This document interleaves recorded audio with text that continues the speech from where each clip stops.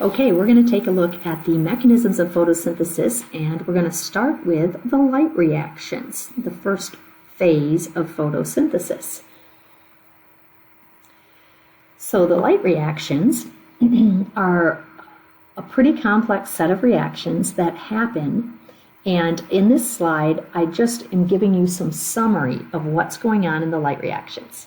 So in the light reactions, we're really seeing a series of redox reactions that are used to convert light energy into some ATP. Oops, I have to get my pen working here.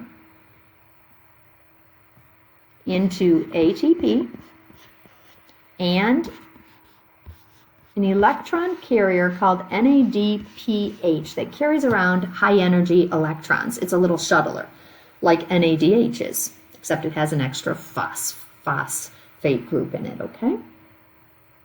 Later, the ATP and the NADPH that we make here, they're going to be used later to make sugars in the Calvin cycle. So this is really important work. So we're taking light energy and converting it into chemical energy. Another thing that happens at the light reaction is water is very important. It's critical. Water is oxidized. It loses electrons. Water is going to donate electrons to this whole process. We'll have to figure out how that happens. And this takes place in the thylakoid the thylakoid sacs, in the membranes and in the space inside. In the thylakoids. Okay?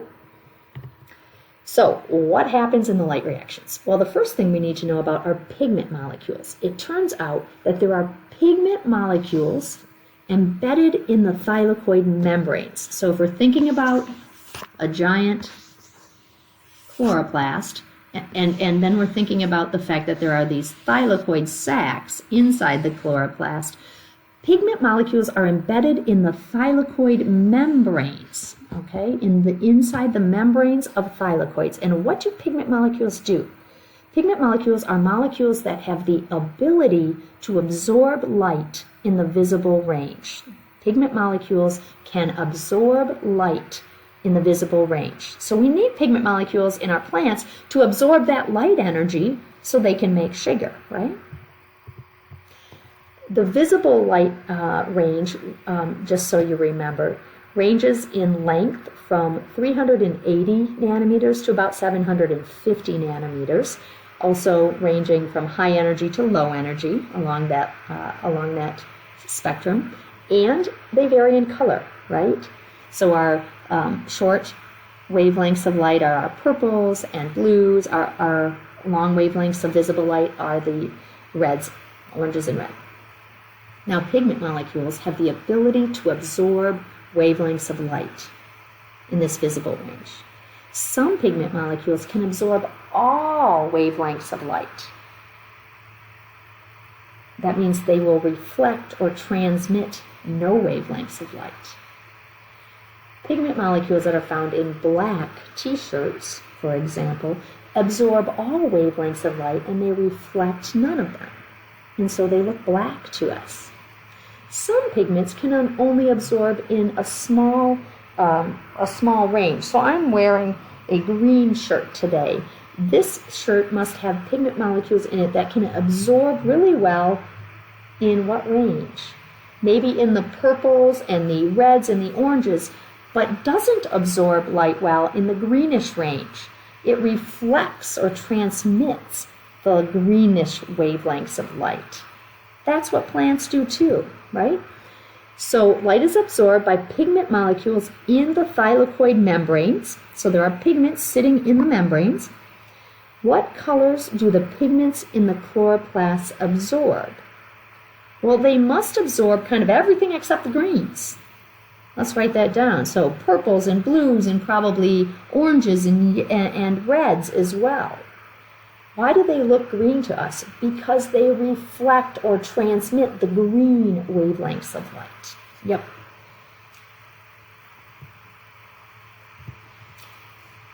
There are several different kinds of pigments present in those chloroplasts. We're going to write down 3 of them. There's chlorophyll A in plants. There's chlorophyll B and there's carotenoids. That's a group of pigments. Things like carrots are rich in carotenoids. So chlorophyll A, chlorophyll B, carotenoids, all of these can absorb wavelengths of light. They're pigments. They're going to absorb the light, and that's going to be used, we hope, to start making some sugars, right? But each of these have slightly different absorbance spectrums. So let's take a look at the next slide. And this is a complicated slide. Don't panic. We're going to take a look at it. So what we're looking at here is the on the top graph is the absorption of light as a function of the wavelength of light from 400 to 700 or so. And some pigments in plants, like chlorophyll A, chlorophyll B, and carotenoids, can absorb some wavelengths of light, but they don't absorb all of them, and they don't all absorb them all equally either. So check this out. Chlorophylls A and B absorb really well over here in the kind of purpley blue range, and they absorb pretty well out here in the red range. They don't absorb well in the green-yellow range. They must reflect the greens and yellows. Carotenoids, on the other hand, absorb really well in the purple, blue, green range, and then they reflect the reds and the oranges and the yellows. That's why things with a lot of carotenoids look orange or yellow to us, because of those carotenoids. So we have in plants have different pigments that are doing the act of absorbing light. We can look at an action spectrum, which I think is kind of cool in this picture, to show or to think about the rate of photosynthesis under different wavelengths of light. So let's say you have a plant in your dorm room and you're like, oh, I really want it to do the best that it can do. I wonder what kind of light I should put it under. And your roommate's like, hey, you should probably put it under green light because the plant is green. They probably do really well under green light. And you can say, nope. Photosynthesis can't happen very well under green light because under green light, our pigments can't absorb very well. And if you can't absorb light very well, you probably can't do photosynthesis very well under green light. This picture here shows for, I believe, a bacterium, of photosynthetic bacterium, the rate of photosynthesis under different wavelengths of light. And you notice that the lowest rate of photosynthesis here is in the green-yellow range. They do much better under purples or reds and oranges. So I think you'd tell your friend, no, I don't want to put my plant under green wavelengths of light. I want to put my plant under red or purple or under blue, but not green. And in fact, I would tell you, you should probably put your plant under all wavelengths of light, under natural light, because your plant has different pigments and it can absorb wavelengths of light from different ranges. So you might as well capitalize or take in as much light as possible by putting that plant under white light, is what we'll call it, okay? Okay, I do have a question for you to think about. Why are plants green? Why aren't they black?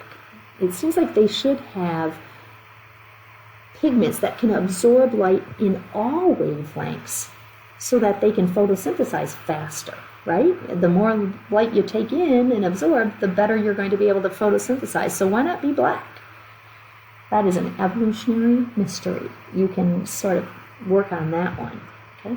Oh, just so you know, what does a chlorophyll look like? Like here is a molecule of chlorophyll A, and chlorophyll B is very similar to it, okay? What a molecule of chlorophyll A and B has is it has a place where they can absorb light, and then it has a tail where it attaches to the attaches to the thylakoid membrane. And so it has this ring that can absorb light. Definitely don't want to memorize this. I will go to the next video to talk about how these photopigments are organized. So, moving on.